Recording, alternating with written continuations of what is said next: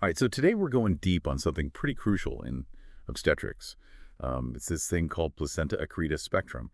And, you sent over some really fascinating stuff on this. And I think it'd be great to kind of break it down. What exactly is it? Why is it becoming such a big deal? And, what are we doing about it? What are the challenges? What are the hopeful things on the horizon? Yeah, absolutely. And to get this, to really understand it, we have to remember placenta accreta spectrum. It's not just one thing, it's actually a spectrum of conditions, right? We've got accreta, increta, and percreta. But the thing that ties them all together, the kind of common thread, is that the placenta embeds too deeply into the wall of the uterus. It kind of anchors into the uterine muscle instead of staying in the decidua where it's supposed to be. And this, you can imagine, causes real problems when it comes time for the placenta to detach after birth. Right, so it's not just like a straightforward separation like it normally is. Exactly. It becomes a real issue. So let's break down these different types then. We were looking at the material, and it seems like placenta accreta is the most common, something like 80% of cases. What is it that really defines accreta? So with accreta, the placenta is basically really, really stuck. It's adhered super strongly to the uterine wall, but the key here is that it's not actually growing into the muscle itself. It's just this really strong abnormal attachment, but it hasn't gone further. Okay, so it's deep, but it's not invasive yet. Got it. Then you have increta, which is about 15% of the cases. So this is where things get a little more serious. Yeah. With increta, we're talking about actual invasion. The placenta starts to grow into that uterine muscle, the myometrium. So it's not just stuck on, it's actually like becoming part of the wall itself. That's exactly it. And then there's that scariest one that percreta only about 5% of cases, but that's the one that really goes all the way. Right. Percreta is where the placenta goes through the entire muscle wall, through the myometrium, through the outer layer of the uterus, which is called the serosa, and it can even attach to nearby organs like the bladder. One of the really interesting things that came up in all this material we were looking at is that these conditions, they seem to be becoming more and more common. It's true. It really stood out to me too. Yeah. That tenfold increase over the last 50 years, it's a pretty huge jump. Yeah. It does make you wonder what's driving that change. Yeah. And it's happening right alongside this, global rise in surgical births, too. Right. We're talking a 30% increase in C-sections in some places. It's really remarkable. Now, pinpointing a single cause is still tricky. But, a lot of experts are pointing to scar tissue from previous uterine surgeries, especially C-sections. It seems like those scars might create kind of a weak spot where the placenta is more likely to attach abnormally. And then, pre-existing uterine conditions, those can also play a role. Yeah, so it's this kind of complex web of factors.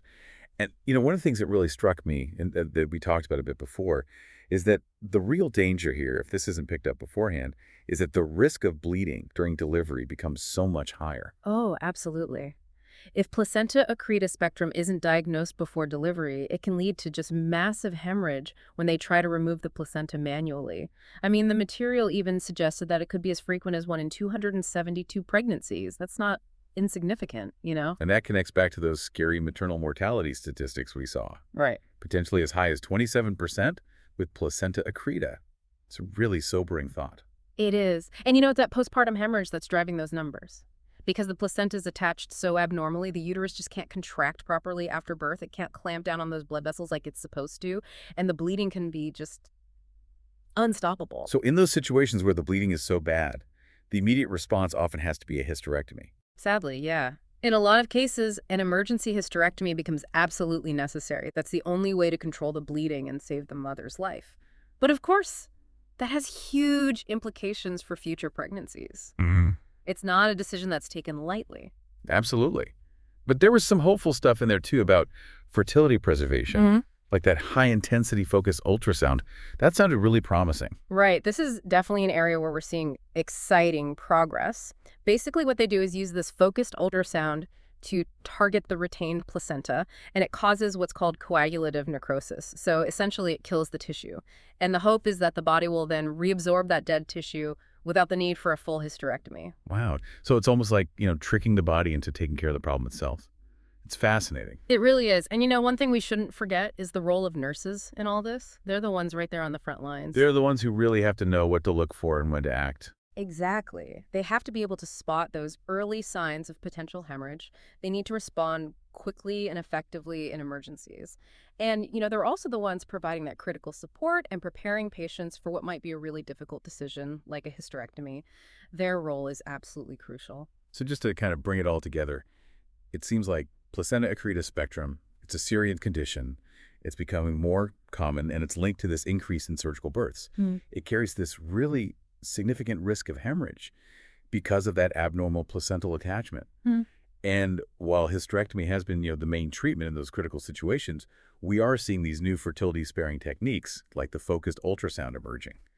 That's going to offer some hope. Absolutely. And it brings us to, a bigger question, I think, for all of us. With cesarean sections on the rise worldwide, what other strategies, what other innovations are we going to need to really get ahead of this and manage these complex pregnancy complications better? Yeah. How can we ensure that mothers have the best possible outcomes? It's a question we all need to be thinking about. It really is food for thought. Thanks for this. Of course. To all our listeners out there, thanks for joining us for another deep dive. We'll see you next time.